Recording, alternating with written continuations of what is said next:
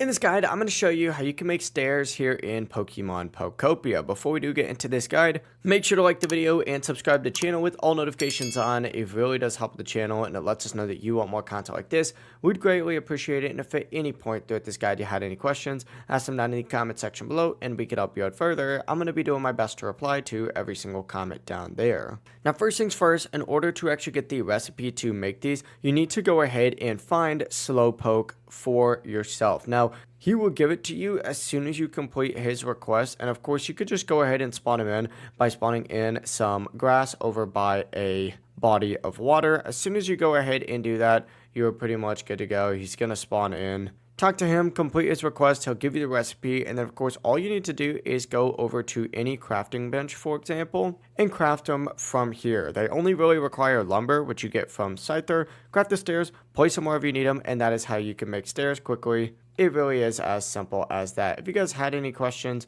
just ask them down in the comment section below and we could help you out further. I'm going to be doing my best to reply to every single comment down there.